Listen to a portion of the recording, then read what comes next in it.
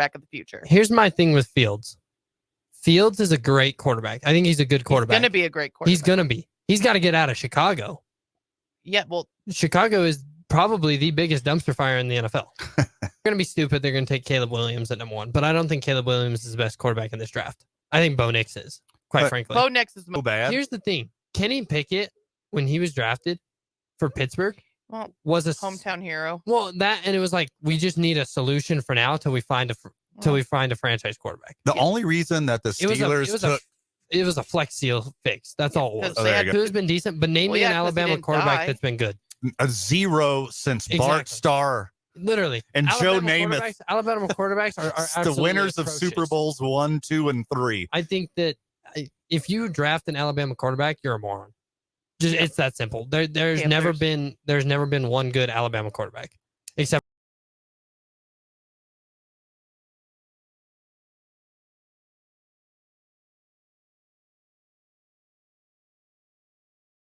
altogether. I think you just get rid of those and you keep teams. You got 1 playing 12, 2 playing 11. You run it that way. The other thing that I have an issue with is the group of 5 champion should automatically be the number 5 seed. I don't think, and maybe I'm a little biased because I'm a guy that, has grown up cheering for a Power 4 team my whole life, or now Power 4 used to be Power 5. But I think that the group of 5 champion, because originally when they announced it, the group of 5 champion was the number 5 seed. And then people decided that Boise should be a higher seed. So I think you keep the top 4 teams as the Power 4 conference champions, and then you make the group of 5 champion the 5 seed, or you run it like the NCAA tournament and give every conference champion an automatic bid, and then you have like 2 wildcard teams. I think there's a lot that needs to be changed, but I think the first thing that they need to change is get rid of the first round bye thing.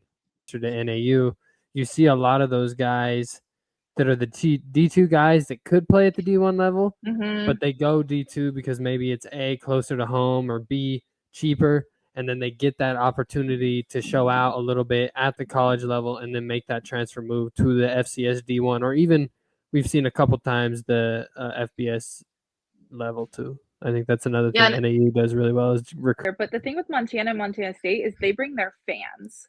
That's true. They've got some committed fans. They travel well, especially up there.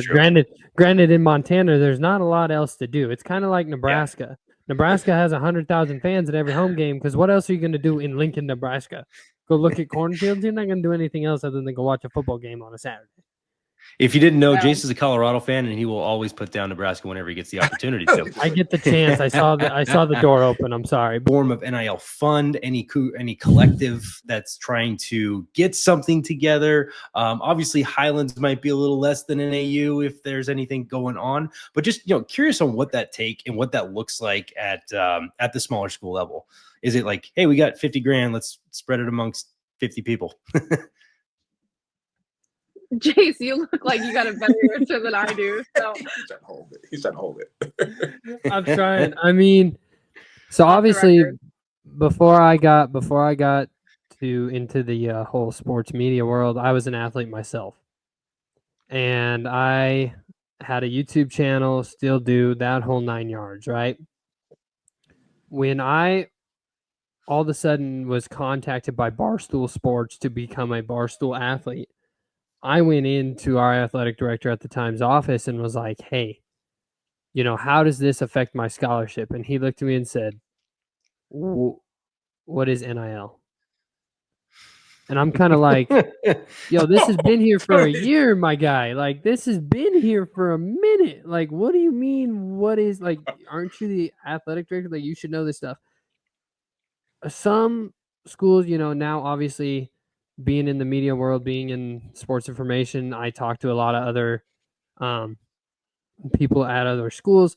It really just depends. It depends on where you're located. The Texas schools, they have it because of the oil and gas.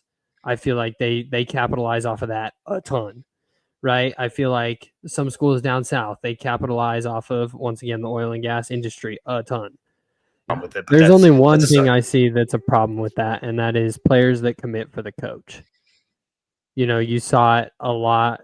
I think the number one example you see with that is The one that I think of immediately is Lincoln Riley. When Lincoln Riley left Oklahoma for the USC job, what did a lot of his Oklahoma guys do? They transferred to USC. Caleb Williams is one of those names that transferred to USC because of Lincoln Riley.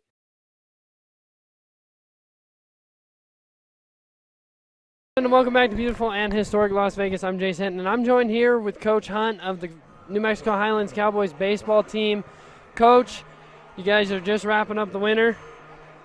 How does the team look so far? Well, the team is young, Jace, as you know. Yep. Yeah, you're one of the young ones. Coach, what are your goals going into this next season for the team, for us as a team? Well, I think really, based on what I just said, it's really about development. And now, pitching has been a big story, especially in this conference. Pitching helps you win a lot of ball games. How's the pitching staff looking? Well, here with Matthew Sigafus, winner from Game 1 today of the doubleheader, Luna Community College against PGS. Matthew, what were your keys to success of today's game? Well, Jace, it was truly just bearing down and going at the hitters in the box. And here with Andrew Hazelwood, the winning pitcher from today's game of Game 2 of PGS versus Chandler Gilbert Community College. Andrew, what were your keys to success today? Well, I came in, like 6th inning, it was just a pound the zone, let them get themselves out. If they don't hit it, then I'm in the zone, so I won't have to worry about it. What do you think this team needs to do to carry the momentum over to the next games coming up on Monday? Well, I mean, we did a great job of hitting the ball today and putting the ball in play. And, after that first inning in the first game, we was down, 3-0. And, we battled back and put some runs on the board and came back and just, we need to just continue to put the bat on the ball and, down the zone on the pitching side. Game from Game 1 of Chandler Gilbert Community College versus PGS. Hit 375 in today's doubleheader. Sam, what do you feel were your keys to success? Well, Jace, I thought that today, just being ready to hit, waiting for my pitch, and not letting my last at bat carry over. I think that was the key to my success today. 2 big wins today for Chandler Gilbert, or for PGS against a very good Chandler Gilbert team. How do we carry over that momentum on Monday? I think it really comes down to our bench energy. Just everybody stays fired up and come out excited to play and just looking to have fun and beat teams.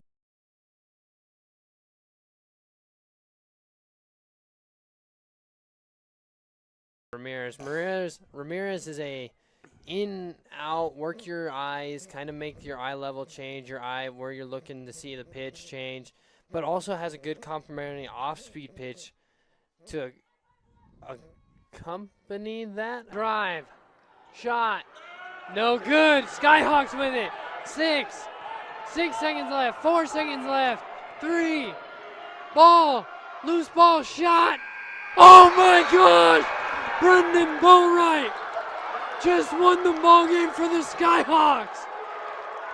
Wow. This one will be reviewed, but if this counts. Starting lineups for the Rangers, you're going to see Dodette, Fullerton, Marlowe, Cecilian, Padilla, Chase, Mullen, Hamilton, Legata, and then Ashcraft on the mound. For the Cowboys, we'll start with the battery. Jadrian Martinez on the mound. Fabian Ferreira behind the plate. From third to first around the infield, we'll go around the horn. Taiga Sato, Diego Munoz, Joe Romero, Kobe Lehman. Right to left in the outfield, you got Roy Pacheco, Chase Stewart, and Alex Admire. Zach Dodette will step into the box here for the Rangers. Now batting, shortstop, number 12, Zach Dodette. And the first pitch from Martinez. It's going to be outside for ball number 1. First matchup between these teams yesterday. The Cowboys were going back and forth there for a while with the Rangers, but the Rangers ultimately pulled out on top. Ball in there for strike number 1. 1-1 count here to Dodette. Cowboys came out swinging as well as the Rangers, but ultimately in the end, couple base running mistakes, that one's a little jam shot. Joe Romero will leap up and make the play.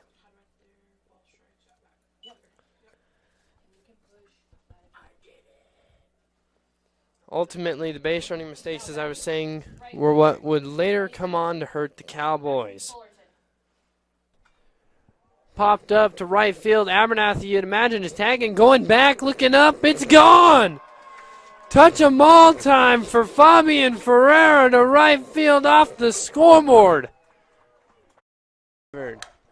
Hit left field. That's going to get over the center fielder. Perez's head's going to leave the yard. That ball is up and away out of here.